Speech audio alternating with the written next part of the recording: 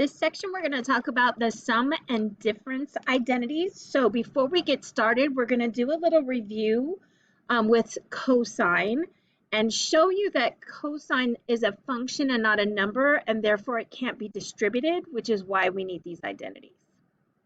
So if we take a look at these three values, we've got cosine of 60, cosine of 30, and cosine of 90. And we can use our unit circle. It's not testing you on whether you know these facts. So if we look at 60 degrees, cosine is the x value. So that means that cosine of 60 degrees is 1/2. And then cosine of 30 degrees is √3/2. And then cosine of 90 degrees is the x value at 90 degrees. So cosine of 90 degrees is 0. So what we want to show you here is cosine of 90 is equal to the cosine of 60 plus 30. Those two say the same thing. But the question is that the same as the cosine of 60 plus the cosine of 30? Because in our minds, we want to be able to distribute that cosine. But cosine is a function, it's not a number. So we're trying to show you that we can't do this. So if we do cosine of 60 plus the cosine of 30, we get 1/2 plus √3/2. And if we do the cosine of 90, that's 0. And do you see that 0 cannot be the sum of two positive numbers? So these are not equal. So there's no such thing as distributing a cosine function.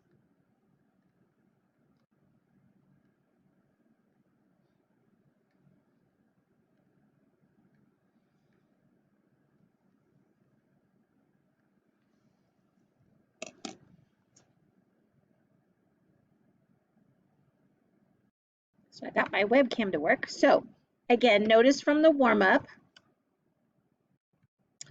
that the cosine of 60 plus 30 is not equal to the cosine of 60 plus the cosine of 30.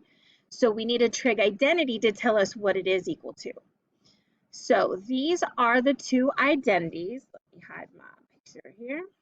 These are the two identities for the cosine function. So take a moment to copy those down. You can pause the video to make sure you have time to do that without rushing. And then I'm going to show you that it works. So this is the cosine of 60 plus 30.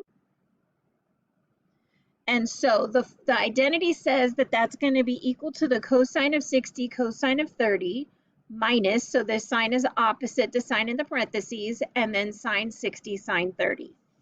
So again, if we look at our unit circle, cosine of 60 is 1/2. Cosine of 30 is √3/2. Minus sine of 60 was √3/2. And sine of 30 is 1/2. Okay. So we already said cosine of 90 is equal to 0. So then over here we get √3/4 if I multiply straight across, minus, and we get √3/4. And so 0 is equal to 0. So we can see that that identity does work. So we're going to put this to use, and it's going to start allowing us to find cosines of angles that we're not as familiar with. So we're going to go back to our familiar numbers. So we have 0 degrees, 30 degrees, 60 degrees, whoops, I missed 45 degrees in there, and then 90 degrees. Those are the ones that we know the values of. So we want to figure out, how can I get 105 degrees from these 5 angles? So hopefully you can see that that is the sum of 60 and 45.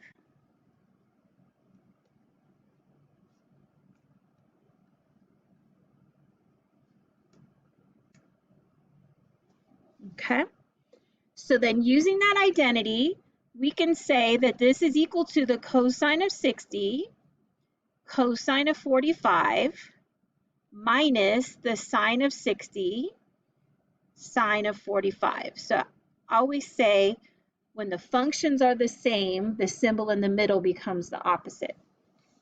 So if we look at our unit circle, cosine of 60 is 1/2. And then the cosine of 45 is √2/2.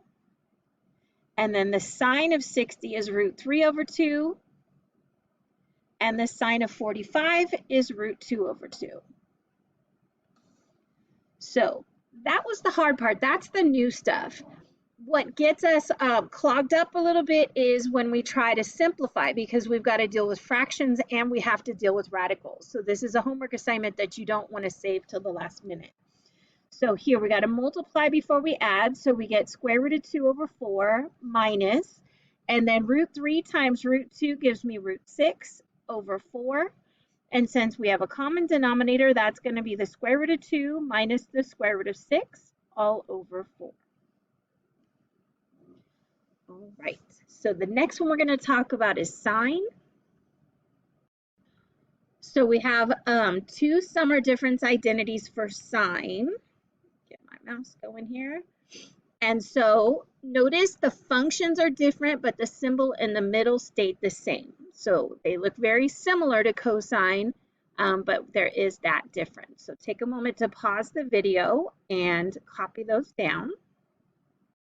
So this is where we start putting everything together. So right now I have the sine of a negative angle. If I can get that angle into the first quadrant, then I can add the things that I'm familiar with and or subtract possibly to be able to find the correct value. So the first thing we want to do is get this into the first revolution. So if we add 360 degrees to this, I believe we get 195 degrees. So this is equivalent to the sine of 195 degrees, which definitely is not in the first quadrant.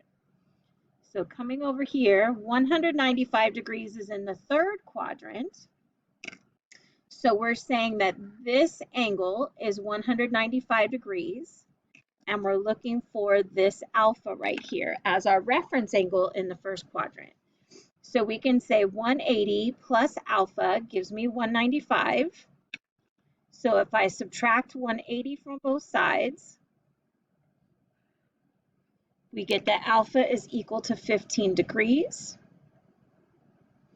So this is equivalent. I could build a triangle in the first quadrant. That's exactly the same as the triangle in the third quadrant.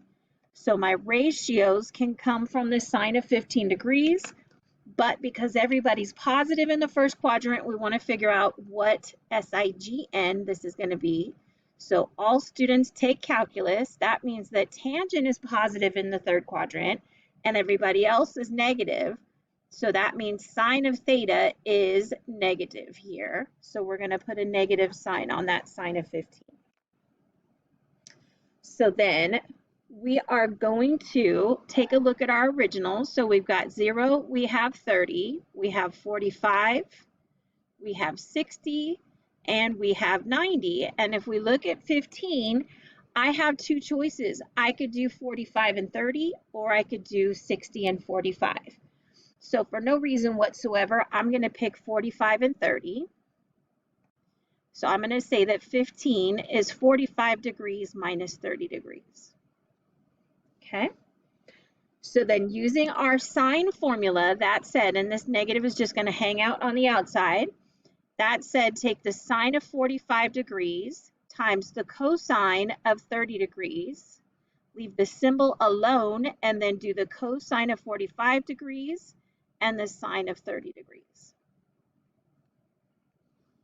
So that's just plugging it into the formula, and again with this negative just hanging out on the edge. So now we're going to use our unit circle.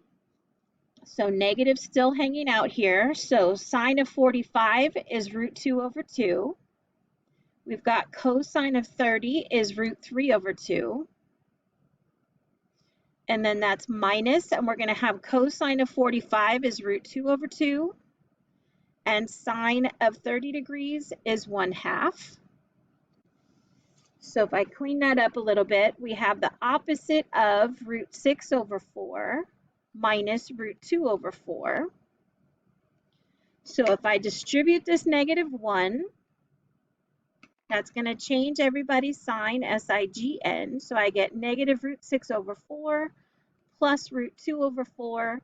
And again, since we have common denominators, it would be nice to put them together. So we're going to have root 2 minus root 6 all over 4.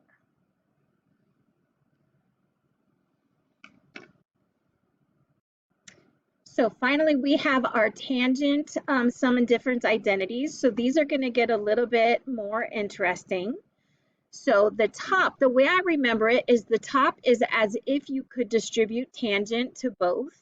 And then the bottom is always going to have one and then their product. So notice the sign on the top is the same as in the parentheses, but the sign on the bottom is the opposite.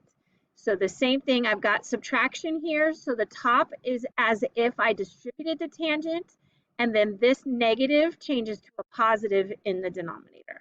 So just take a moment to pause the video and copy that down. And then I think I'm going to pause the video here and I'm going to start the next problem in the next part too.